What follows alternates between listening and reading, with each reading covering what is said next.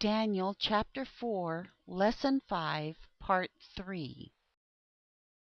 Daniel encouraged the king to voluntarily humble himself, to renounce his sins by doing what is right and being kind to the oppressed. Perhaps then there would be no need for the content of the dream to come to pass. The dream would only have been a warning, not a prediction. Daniel 4:27.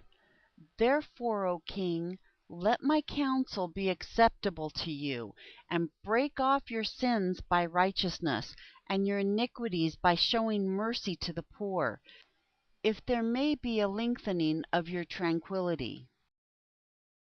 Nebuchadnezzar evidently did not take Daniel's advice.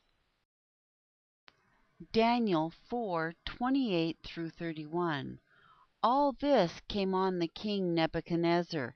At the end of 12 months he was walking in his royal palace of Babylon.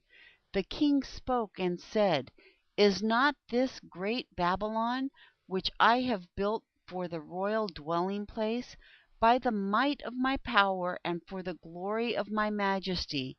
While the word was in the king's mouth, there fell a voice from the sky, saying, O King Nebuchadnezzar, to you it is spoken, the kingdom is departed from you.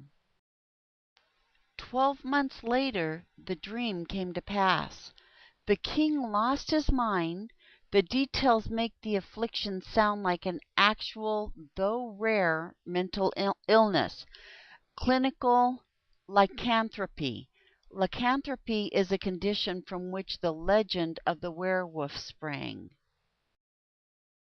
For 7 times, 7 time periods or 7 years, Nebuchadnezzar lived as an animal driven away from people.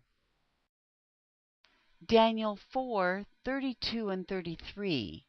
And you shall be driven from men, and their dwelling shall be with the animals of the field. You shall be made to eat grass as oxen, and 7 times shall pass over you, until you know that the Most High rules in the kingdom of men, and gives it to whoever he will.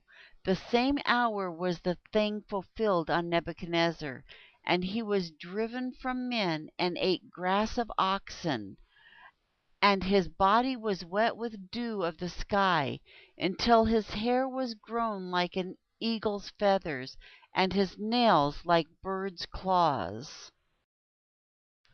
Finally, his sanity was restored. Daniel 4:34.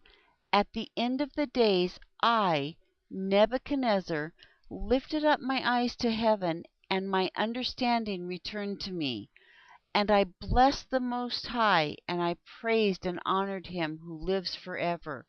For his dominion is an everlasting dominion, and his kingdom from generation to generation. He praised the Most High. He honored and glorified him who lives forever. Daniel 4:35. All the inhabitants of the earth are reputed as nothing, and he does according to his will in the army of heaven, and among the inhabitants of the earth, and none can stay his hand or tell him, What do you? Nebuchadnezzar's kingdom was restored to him. Daniel 4:36.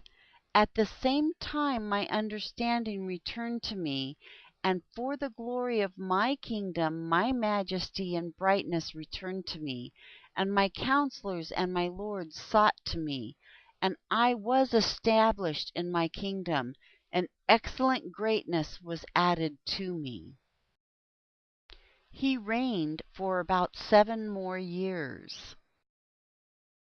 Daniel 4:37. Now I, Nebuchadnezzar, praise and extol and honor the King of heaven, for all his works are truth, and his ways justice, and those who walk in pride he is able to abase. Daniel Lesson 5, Part 3, The End.